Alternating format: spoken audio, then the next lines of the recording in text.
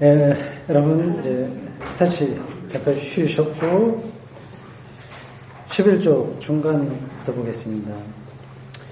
여러분들이 상상했는 것보다도 신학이 굉장히 탄탄한 어떤 논리적 바탕을 가지고 있어요.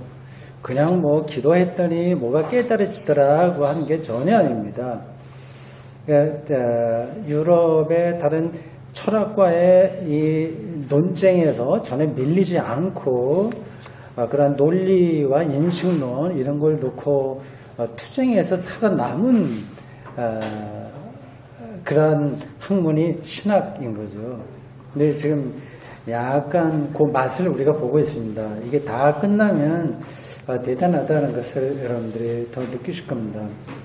11쪽 중간 패러그래프입니다. 교의학의 주체는 그리스도교적 교회다. 이 한 문장만 넣으면 이게 무슨 말인가 잘 몰라요. 교의학, 이건 기독교 교리를 그 당시 사람들이 알아듣게 설명하기 위한 하나의 시도예요. 이 교회학의 주체는 주제라고 하는 뜻이 됩니다. 영어로 subject예요. subject, 이건 뭐 독일어로도 스펠링은 똑같은데 발음만 다릅니다. 주부액트 이렇게요.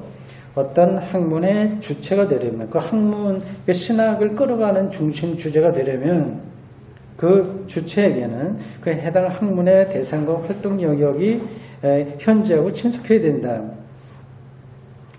우리가 교의학의 주체가 그리스도교적 교회라고 확증할 때, 이렇게 말할 때 이것은 학문으로서의 교의학 개념에 대한 어떤 제약이나 손상을 뜻하지 않는다. 교회 안에서 해야 된다는 얘기입니다. 교회를 떠난 교의학 신학은 불가능하다고 하는 겁니다. 근데 이게 이렇게 교회라고 하는 범주를 놓는다고 해서 교의학을 제한하는 건 아닌 거죠. 교회는 교의학과 관계된 대상과 활동 영역을 위탁받은 공동체다. 그러니까 교회는 신학적이어야 되는 거예요. 위탁받은 거예요. 교회는 교의학과 관계된 대상과 활동 영역. 교회학과 관계된 대상이 뭐예요? 이건 하나님이라든지 교회에 대한 어떤 해명, 신학적인 것들이에요. 그걸 위탁받은 공동체다. 활동 영역은 복음의 선포를 뜻한다. 복음을 선포하기 위해서 이 도그마틱 교의학이 필요한 거고 한 거죠. 우리가 교회가 교의학의 주체라고 할 때 그것은 다음 뜻한다. 교의학을 수행하는 사람은, 그 신학자는 배우든 가르치든 교회 공간 안에 위치한다. 교의학을 전공하려고 하면서도 의식적으로 교회 밖에 위치하려는 사람은 자신의 교의학의 대상으로부터 소외될 것을 반드시 생각해야 된다. 몇 첫걸음을 내디딘 후 길을 찾지 못하고 망하게 된다는 것을 발견하더라도 놀라지 말아야 된다. 어떤 사람들이요? 교회 밖에 위치하려고 하는 사람들. 이건 뭐냐 하면 그 신학을 종교학으로 생각하는 사람들이에요. 그러니까 교회 신앙 고백 없이도 이걸 학문으로서 그냥 가능하다고 생각하게 되면 이건 이제 길을 잃는 거다고 하는 거죠. 아니, 그게 무슨 뜻이냐는 조금 더 가보면 더 잘 알게 될 겁니다. 교의학에는 반드시 대상과의 친밀성이 있어야 되며, 공동체와의 친밀성이 되며, 그것은 바로 교회적 삶과의 친밀성을 뜻한다. 여기서 삶이라고 번역된 거예요. 이게 독일어 책 번역입니다. 바로 그 교회적 삶과의 친밀성 하면은 좀 어색하죠, 우리 표현으로는요.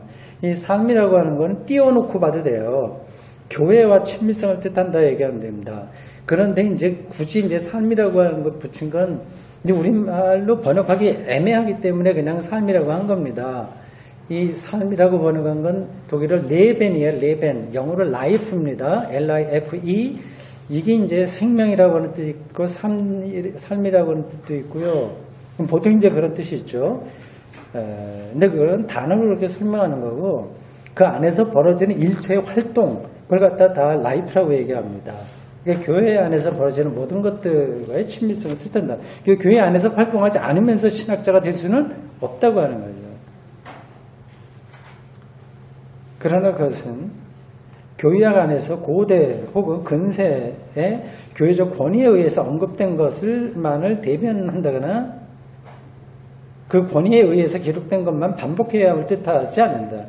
교회 안에 있어야 된다고 해서 옛날부터 내려왔던 교회 권위 뭐 이런 것에 매달려야 된다는 건 아니라고 하는 거죠. 가톨릭 교회학에서조차도 그거는 권위를 중요하게 생각하는 공동체잖아요, 가톨릭이. 그래도 그들의 교회학도 자신의 과제를 그렇게 이해하지 않는다. 오히려 우리가 교회가 교회학의 주체라고 말할 때 그것은 철저하게 다음을 뜻한다. 교회학을 수행하려는 사람은 배우든 가르치든 교수나 학생이나 반드시 그리스도교 교회와 교회적 사역의 집안에 위치해야 한다. 그것은 없어서는 안 될 필수 조건이다. 우리는 분명히 이해해야 한다. 중요한 것은 교회적 삶으로의 자유로운 참여이며 무조건 예속된다고 하는 것이 아니라 자유로운 참여. 참 멋진 표현이죠. 근데 참여가 그러니까 구속되는 게 아니라 자유가 오히려 확장되는, 그러니까 자기 억지로 권위에 의해서가 아니라 자발적으로 거기에 참여하는 거죠. 그리스도인이 그 참여에 있어서 취해야 될 책임이다. 다음, 교회는 교회학 안에서, 신학 안에서 각각의 인식론적 입장에 따라서 해명한다. 인식론적 입장. 그래서 자기가 세상을 어떻게 이해하느냐, 이해하는 게 인식론이거든요. 그래서 해명한다. 그것은 앞에서의 학문 개념에 따르면 당연하다고 말할 수도 있다. 그렇죠. 학문이라고 하는 게 독일어로 비센샤프트라고 해서 비센 아는 거예요. 그러니까 영어로 knowledge라고 할 수 있습니다. 알아야 되는 거예요. 그러면 인식한다고 하는 거 아니겠습니까?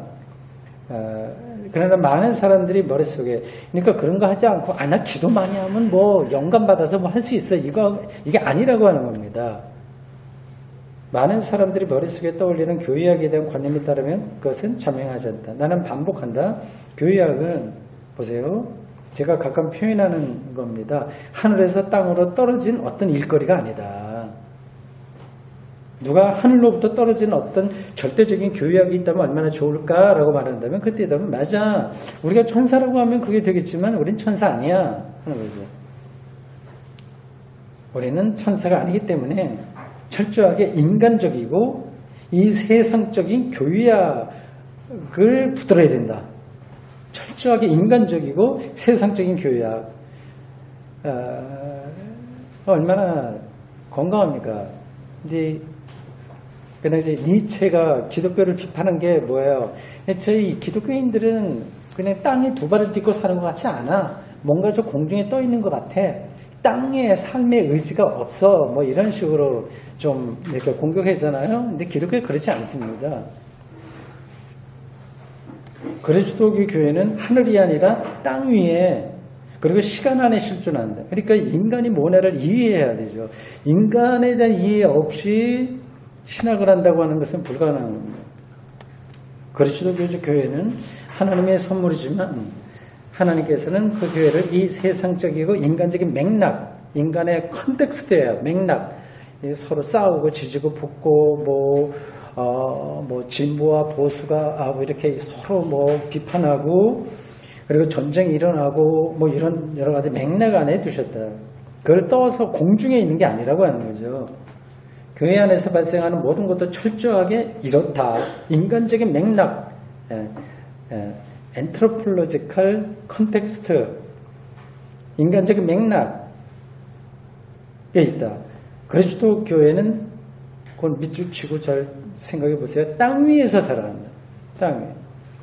두 발을 딛고 사는 거예요. 교회는 역사 안에서 하나님께서 교회에 맡기고 고귀한 선과 함께 살아간다. 선이라고 번역한 게 이것도 좀 약간 어색하죠. 이 표현 자체가. 착한 선인 것 같은데 그 뜻은 아닙니다. 그 뜻은 조금 가지고 있어요. 제가 미루어 추정컨대 이 선이라고 하는 단어가 독일어로 규테일 겁니다. G-U 우물라우트 붙은 U-T-E 규테 이거는 꼭 선이라고 하는 뜻보다도 어떤 것, 어떤 물건, 맞아, 그런 뜻이에요. 그냥 있는 거, 그런 걸 가리킵니다. 하나님께서 교회에 맡기신 고귀한 어떤 사명, 이렇게 생각이 돼요. 고귀한 그러한 선물들, 고귀한 일거리들, 그게 선으로 번역했어요. 그러니까 뭐 꼭 틀렸다기보다도 이제 조금 뉘앙스가 좀 충분하지 않습니다. 그 뒤로도 선이라고 하는 단어로 번역한 게 계속 나와요. 그러니까 선을 꼭 착하다 이런 뜻을 보지 마시고 이건 어떤 일거리, 주어진 것, 우리가 해야 될 일들, 있는 유산 이렇게 생각하시면 되겠습니다. 그 고귀한 것들을 소유하고 관리하며 교회에 맡겨진 것들이 다 고귀한 것들이에요. 교회는 역사를 통해서 자기 길을 간다. 쭉 그렇게 쓰고 있습니다. 시간 때문에 제가 이걸 다 읽지는 못하겠네요. 조금 몇 줄 더 내려오십시오. 몇 줄 더 내려와서 사정이 그렇기 때문에 찾았죠. 우리는 교회가 할 수 있는 것에 관하여 뭐 하늘의 비밀을 몽땅 자기가 하는 것처럼 그렇게 잘난 척하지 말고 교회가 할 수 있는 것에 관하여 그리고 우리가 여기서 수행하려고 하는 교회학에 관해서 겸손하고 겸허하게 말해야 될 이유를 갖게 된다. 확신을 갖되 겸허해야 된다. 교회학은 자신의 과제를 언제나 각각의 교회 입장에 따라서 성취할 수 있다. 여기서 각각의 교회 입장이라고 할 때 각각 교회는 뭘 가리킬까요? 이건 뭐 가톨릭, 프로테스탄트, 또 3대 교파가 있죠. 기독교에 또 하나 뭐죠? 정교회, 오소독스 처치. 뭐 더 세분화하면 많이 있습니다만은 크게 보면 그렇게 캐톨릭, 프로테스탄트, 오소독스 처치 이 각각의 교회, 그게 다 교회의 입장의 차이가 있잖아요. 그러니까 자기 입장에 따라서 이 교회학을 설명할 수 있고 그렇게 신학을 할 수 있다고 하는 겁니다. 자신의 제약성을 의식할 때. 그러니까 가톨 신학이 개신교 신학 모든 걸 다 아는 것도 아니고요. 그러니까 겸손하게 해야 되는 거예요. 근데 그 제약 한계가 있다고 하는 것을 의식할 때 교회는 자신이 관리하고 보살펴야 될 고귀한 교회에 맡겨진 어떤 것, 선물 그런 것들에 관해서 해야 될 일에 관해서 그리고 그 일들을 자신에게 맡기신 분의 호의에 관해서 해명하고 그러니까 선을 일이라고 바꾸는 게 낫겠습니다. 일이 더 정확한 번역이에요. 그리고 그 일을 자신에게 맡기신 분의 호의에 관해서 해명하고 책임을 지지 않을 수 없게 된다. 참 중요한 이야기를 하고 있습니다.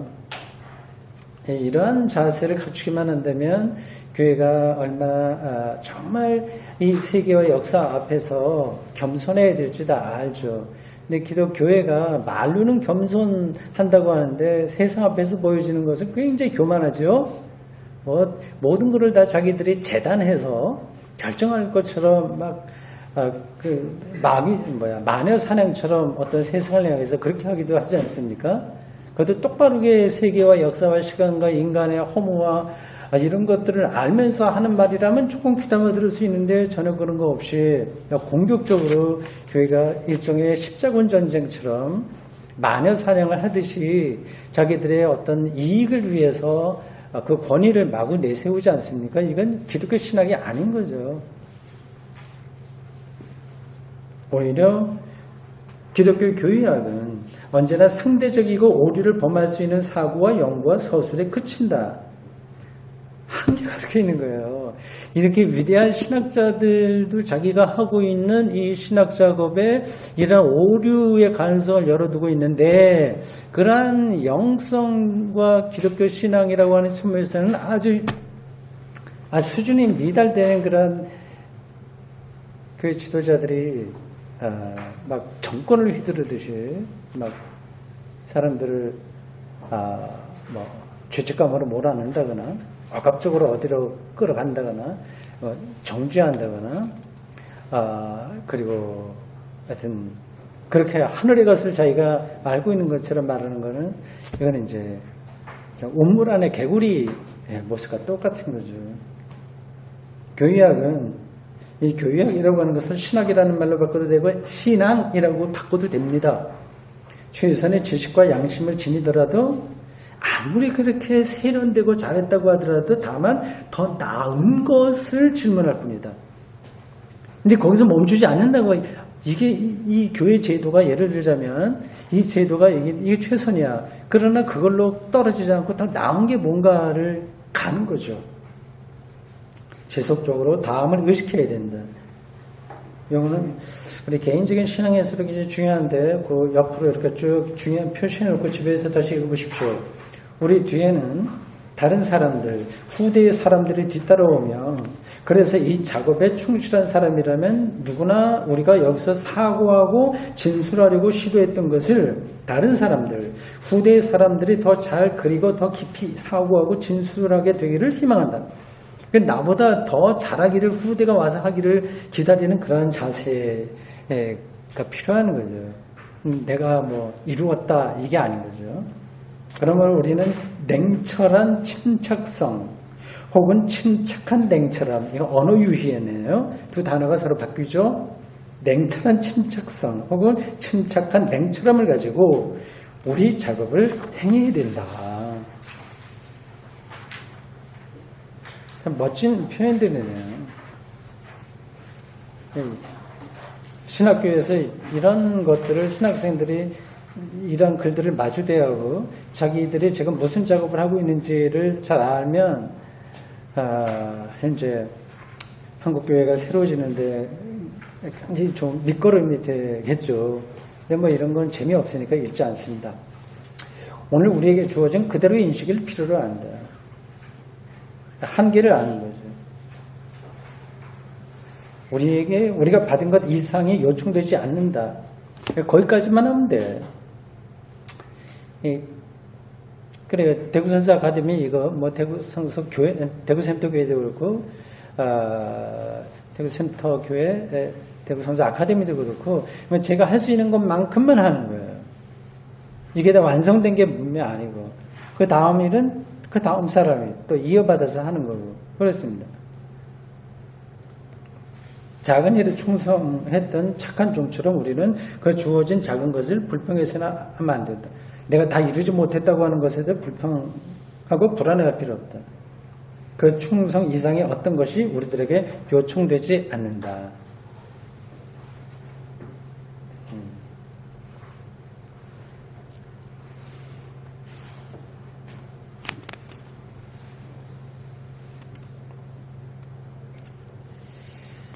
자, 그 다음에 나오는 것은요, 교의학이 어느 위치에 있느냐 하는 겁니다. 그거는 그냥 넘어가도 되긴 하겠어요. 한마디로만 하면 이렇습니다. 교의학, 그걸 조직신학이라고 얘기도 됩니다. 그 신학에 어떤 그 분과가 있어요. 신학의 분과가 있습니다. 크게 보면 하나, 둘, 셋이라고 할 수 있어요. 넷이라고 할 수 있습니다. 분과. 맨 위에 놓을 수 있을까? 한 분과가 성서신학이에요. 성서. 텍스트가 뭘 얘기하느냐. 그거를 공부하는 작업입니다. 그게 이제 성서신학이라고 하는 분과예요. 또 하나는 교회 역사입니다. 역사. 교회사라고 하지요. 그 안에 들어가면 또 여러 가지 더 구분이 있습니다. 성서신학에서도 구약신학, 신약신학, 역사에도 세계교회사, 한국교회사 이렇게 있어요. 그 다음에 실천신학이 있습니다. 그는 그러한 이론들을 근거로 해서 기독교 교회가 어떻게 바르게 운영되어야 되냐 하는 것을 연구하는 분과를 실천신학이라고 합니다.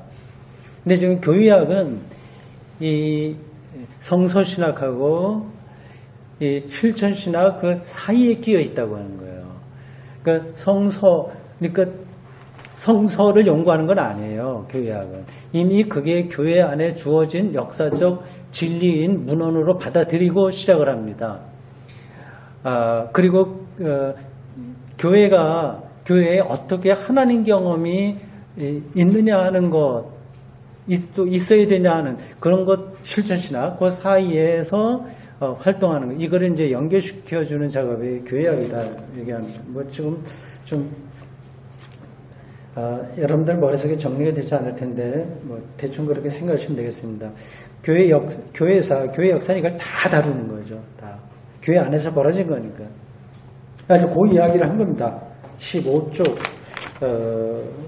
밑에 부분에 속하는 패러그래프가 시작되는 전까지 그거예요.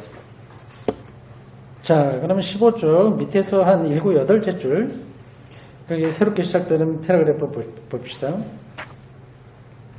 교회학은 비판적 학문이다. 비판적 학문이다.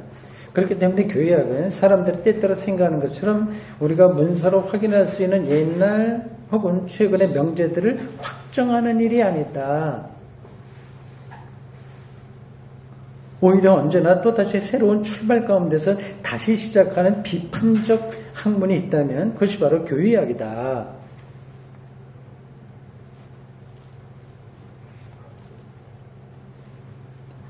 그러니까 마틴 루터가 비판적이었잖아요. 그게 교회학인 거예요. 황제 무호설 그리고 면죄부 이런 것들은 그 당시 로마 가톨릭 교회에서는 그게 명제. 그리고 근데 그런 것들이 굉장히 의미는 있어요. 로마 가톨릭을 여러분들이 우습게 보면 안 됩니다. 굉장히 깊이가 있어요. 그들이 뭐 연옥 같은 거 얘기하잖아요. 우리하고는 좀 맞지 않는 연옥. 그래도 그렇게 말하게 되는 근거들이 다 있습니다. 면죄부도 일종의 목회적인 차원에서 보면 의미가 있는 거예요. 조상들이 정말 교회에 나오긴 했는데 근데 좀 믿음이 별로 없어서 돌아가셨다. 근데 저분이 구원 받았는지 안 받았는지 좀 불안하다. 그럴 때 면죄부를 사서 그 이름으로 사서 그를 바치면 그 연옥에 있던 그 영혼이 하나님 나라에 갑니다. 이렇게 주면 확신이 들잖아요. 그러니까 목회적인 차원에서는 좀 필요한 거죠. 말하자면. 그래도 그건 진리가 아니니까 목회적인 차원에서만 타당하다면 의미 없다 생각할 수 있죠. 그건 적어두겠습니다. 개신교에서 보면 사실은 신학적이고 성서적인 근거보다도 목회적인 차원에서 받아들여지는 게 얼마나 많아요. 수도 없이 많죠. 그런 점에서는 어쩌면 우리 개신교회보다도 가톨릭이 그래도 조금 더 그런 점에서 건강하다고 말을 해도 잘못은 아닌 것 같습니다.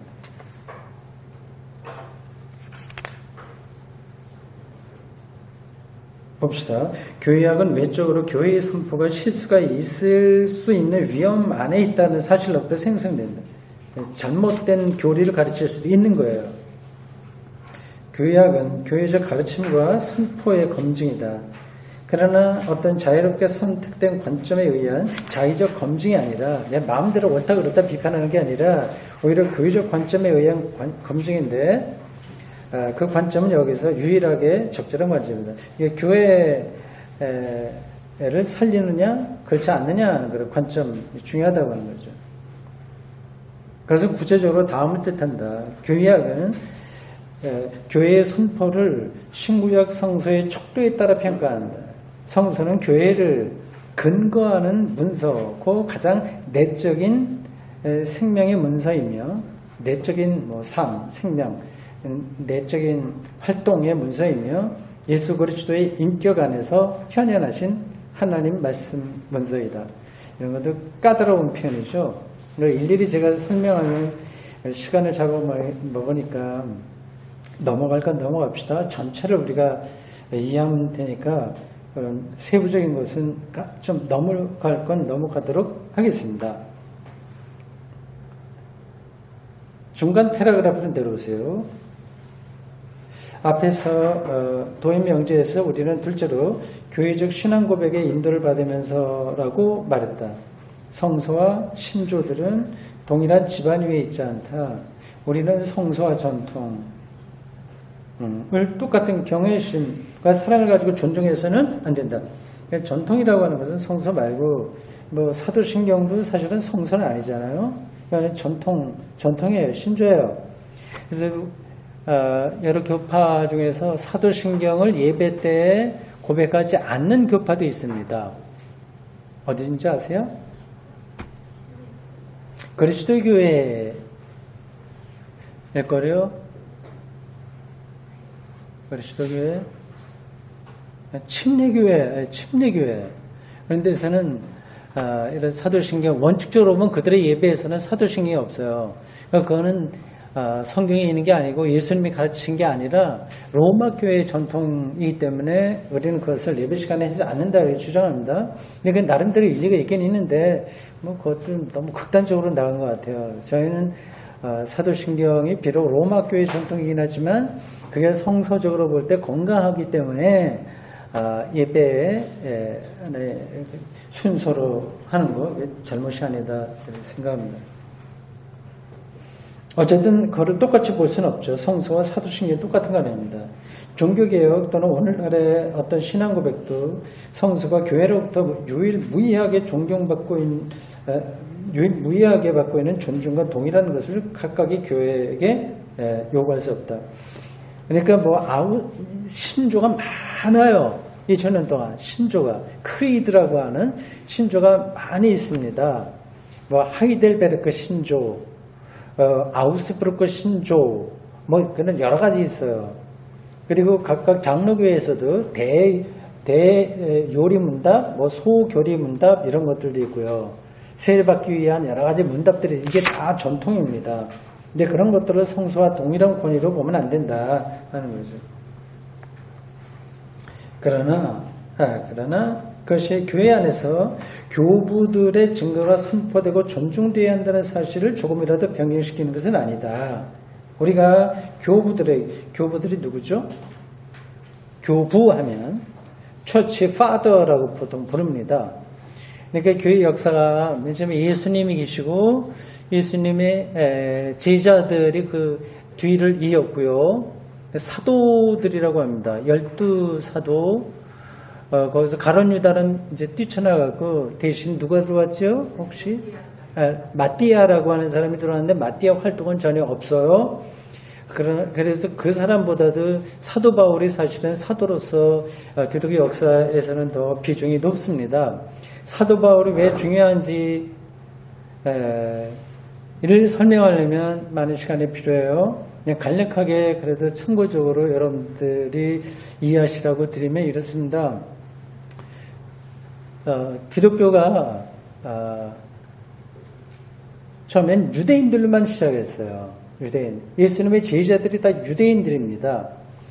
그리고 그 초기 기독교에 보통 우리가 모교회라고 하는 원식교회, 예루살렘 교회, 그 교회가 베드로, 그리고 베드로보다도 그 사도행전에 나온 그 예루살렘 초대교회라고 보통 얘기하죠. 그러네요. 초대교회. 맞아요. 오랫동안 초대교회라고 하는 말을 하지 않아서 입에서 나오질 않네요. 초대교회. 거기에 베드로를 비롯해서 제자들이 다 있었고요. 그들이 직접 교회를 꾸려왔습니다.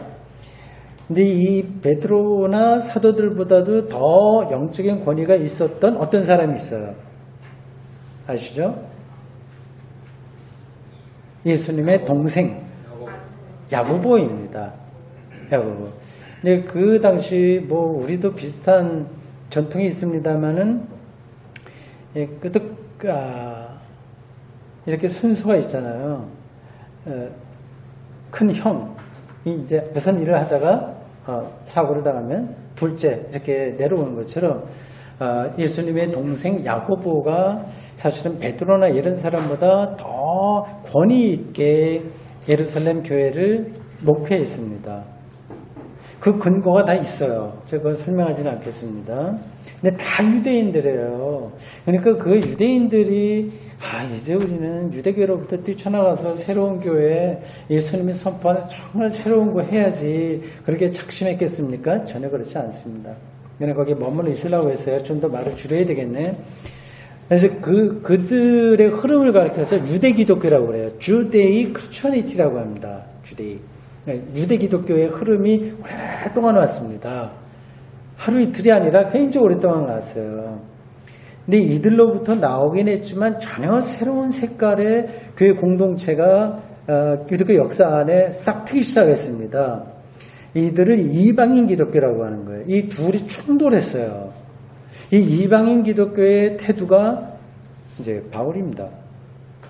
그래서 이 바울이 그러니까 왕따 당한 거죠. 사실은 이 주류로부터 많이 밀려났어요. 그래서 소아시아에서 더 이상 전도하지 못하고 드로아인가 뭐 여기서 배 타고 이제 그리스 쪽 마게도니아 그런 쪽으로 건너가게 되는데 그게 다 어떤 예수님의 동생과 사도들이 주류로 활동하던 예루살렘 교회의 어떤 거대한 힘 앞에서 밀려난 거예요.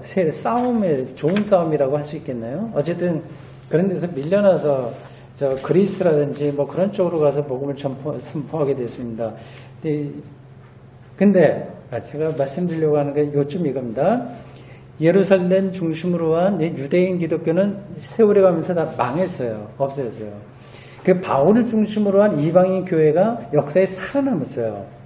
그래서 현재 우리가 이렇게 역사로 내려온 교회는 우리가 보통 초대교회라고 하는 예루살렘 교회가 아니라 이 이방인들 중심으로 한 이 바울의 신학에 근거한 교회입니다. 이게 크게 차이가 있어요. 크게 차이가.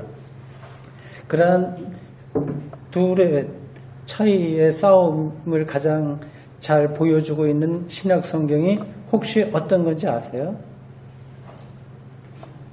네, 갈라디아서입니다. 갈라디아. 거기 보면 아주 이단 논쟁 비슷하게 싸워요. 예루살렘 교회에서 파송한 사람들, 이 거짓 복음이다. 이 가짜 복음이다. 바울이 그렇게 공격을 합니다. 만약에 이 바울의 복음이 성공하지 못하고 이게 왜 차이가 있냐는 걸 그냥 한마디만 드린다면 이 예루살렘 교회의 중심 이 사람들은 여전히 토라와 할례를 지켜야만 된다. 그걸 붙들고 있었어요. 근데 이방인 기독교의 바울을 중심으로 하는 데서는 그거마저도 필요 없다. 예수를 믿기만 하면 된다. 이거예요. 그러니까 이 절충하기 힘들었습니다. 만약에 이 바울을 중심으로 하는 이방인 교회가 역사에서 힘을 잃었고 예루살렘 교회가 더 힘을 받았다고 한다면 기독교 역사는 완전히 달라졌겠죠. 지금 같은 교회는 없을 겁니다. 이 바울이 그런 점에서 중요한 사도가 이제 입장이 이제 그렇게 들어오는 거죠. 그러니까 예수님 그리고 사도들 그 다음 세대를 가리켜서 속사도라고 그래요. 사도의 제자들.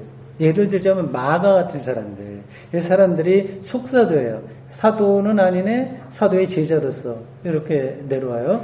그러한 사람들의 그 다음 세대부터 교부들이라고 하죠. 이 교부들이 되면 교회의 체계가 잡혀지는 거죠. 교회의 어떤 주교들.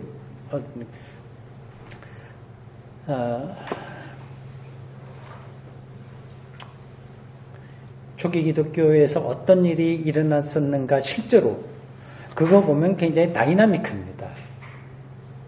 초기 그리스도교 형성이라고 하는 책이 있어요. 그러니까 정말 여러분들이 우리의 뿌리가 어떻게 돼서 시작되는가 옛날에 미국의 어떤 그 유명한 소설 있죠.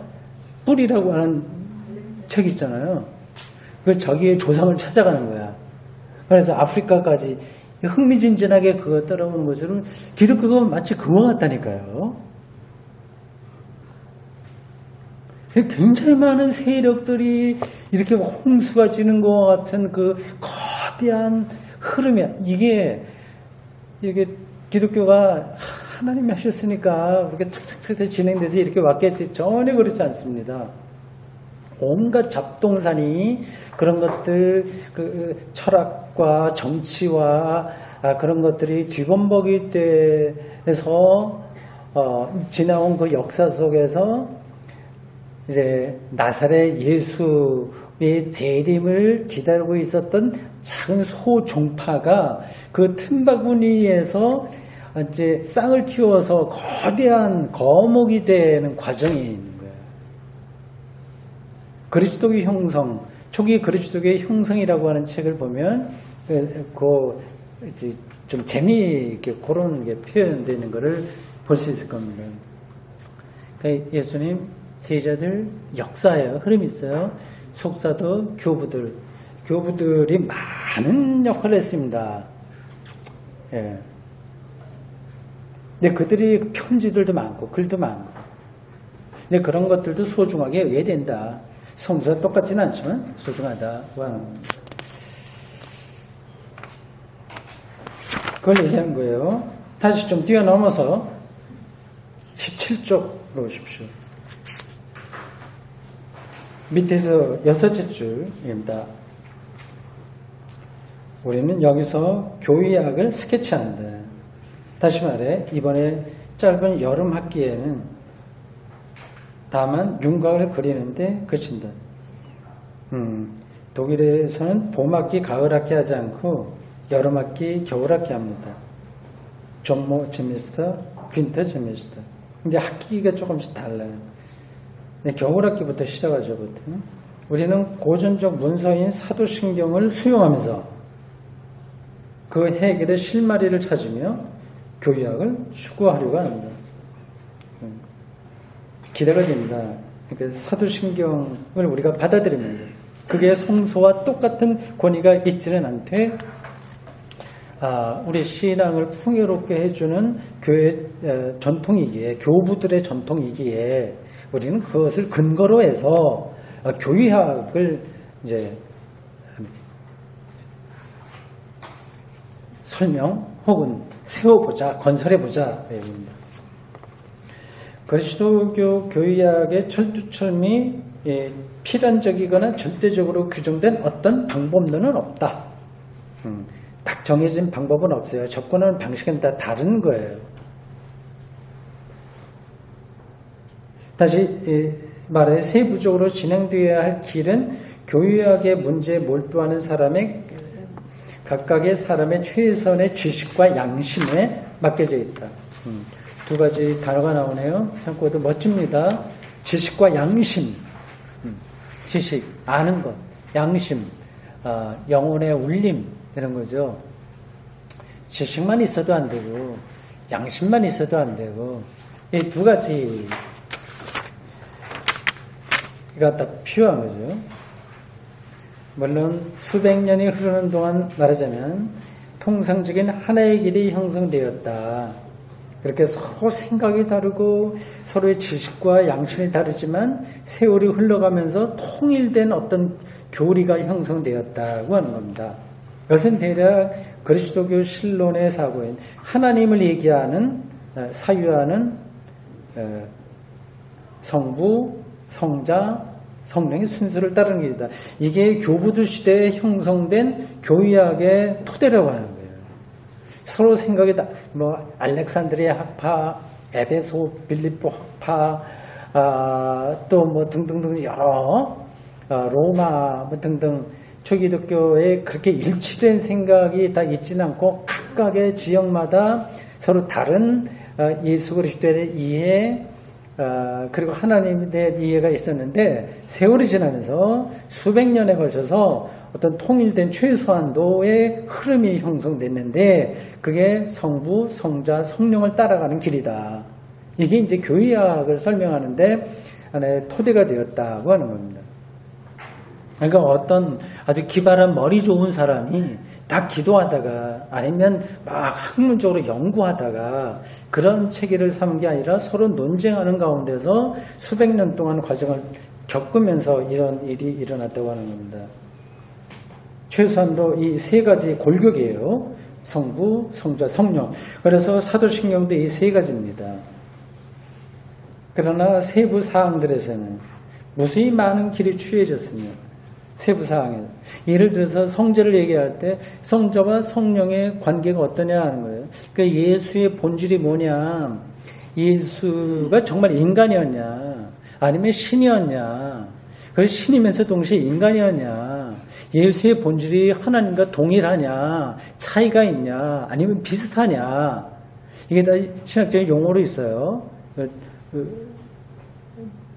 본질이 동일하다, 동질론, 다르다, 이질론, 비슷하다, 유질론, 이렇게 등등이 있습니다. 세부적으로 들어가면 생각들이 더 다를 수 있어요. 지금도 그런 생각의 차이가 가능하다. 그러나 우리는 가장 단순한 길을 택한다.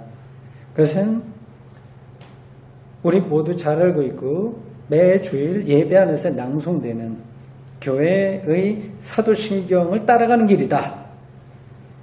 우리는 역사적 질문에 몰두하지는 않는다. 그걸 다 따라가려면 힘드니까요. 사도신경 중에서 사도라는 지칭이 따옴표 안에 놓여야 된다는 사실은 여러분도 잘 알고 있다. 이 신앙 고백을 말했던 사람은 이제 강조하는 거죠. 따옴표는. 말했던 자들은 사도들이 아니었다. 좀 다른 의미네요. 제가 그거는 수정하겠습니다. 그거는 이제 강조하긴 하는 건데, 그래서 따옴표를 표시해야 된다고 하는 것은 사도신경은 사도들이 고백한 건 아니다. 이게 무슨 말인지 아시겠죠? 당연한 거죠? 예, 그렇죠. 사도들은 아직 이런 단계까지 오지 못한 거예요. 이거는 교부들이 이 생각을 한 겁니다. 사도와 속사도 내려와서 교부들 이런 시대에 200~300년 동안 이제 거쳐오면서 한 거예요. 그러니까 사도라고 하는 말은 따옴표를 해야 된다. 오히려 오늘의 이러한 의미 형태를 갖는 신앙 고백문은 의미라고 하는 건 빼도 돼요. 오늘의 형태를 갖는 신앙 고백문은 사도신조요. 3세기 이래로 3세기예요. 그러니까 200년이죠. 그러니까 훨씬 세월이 지났어요.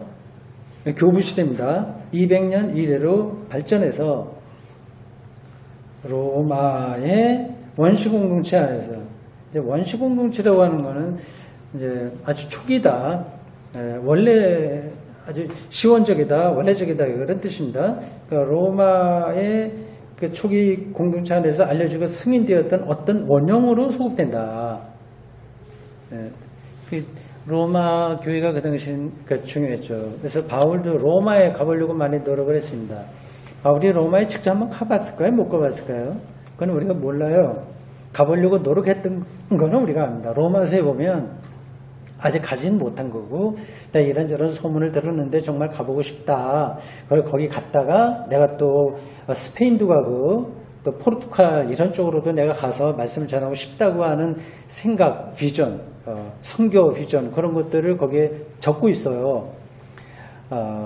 근데 갔을지 것을 모릅니다. 근데 바울이 지금 우리가 보면 아까 사도 얘기했을 때 말씀드렸습니다만은 굉장히 뛰어난 사도, 그러니까 인정받아야지 그렇게 됩니다만 그 당시에는 바울이 인정받았을까요? 못했을까요? 못했습니다.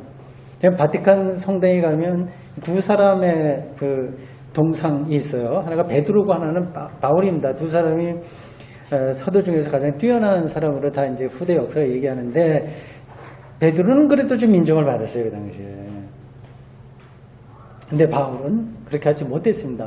어디서 죽었는지도 모르고, 아마 그가 죽을 때는 내가 이렇게 수고를 했지만 별로 결실을 맺지 못한 것 같은데 어쩌면 좋나, 그렇게 확신 없이 죽었을 겁니다, 바울은. 근데 그게 이제 굉장히 힘을 받게 된 거죠. 그래서 세월이 좀 지난 다음에 한 90년도, 80년도에 초기요. 그때 이제 유대 기독교보다는 이방인 기독교가 힘을 발휘하게 됐어요. 그렇게 된 데에도 또 역사적 배경이 있습니다. 유대 전쟁이라고 하는 게 있었고 좀 복합적인 게 있어요. 이제 어쨌든 결과적으로 이방인 교회가 자리를 잡으면서 이 바울이라고 하는 사람이 우리들에게 이러한 유대교적인 기독교가 아니라 정말 예수님의 복음을 전해준 것을 감사하고 이러한 전통을 이어받는다는 뜻으로 어떤 문필가가 바울을 변호하기 위해서 쓴 역사책이 뭐죠? 그게 사도행전입니다. 사도행전.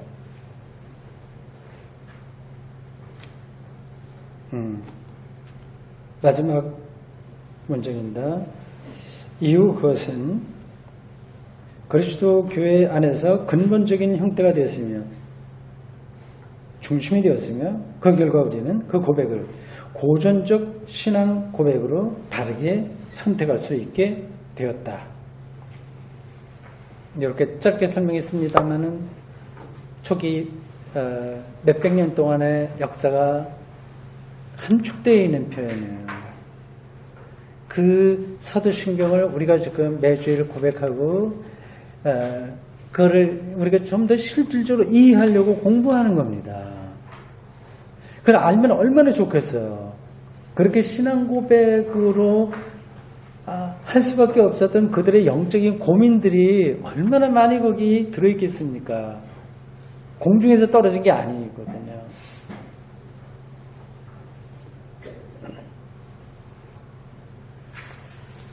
이거 나 혼자 은혜 받고 얘기하는 것 같아요. 강사가 이렇게 혼자 이렇게 즐거워하면 안 되는데, 좀 더 차분하게 해야 되는데, 하여튼 제 마음이 이렇게 있어서 그래 전달한 겁니다. 수고하셨습니다. 다음 달에도 뵙겠습니다. 수고하셨습니다.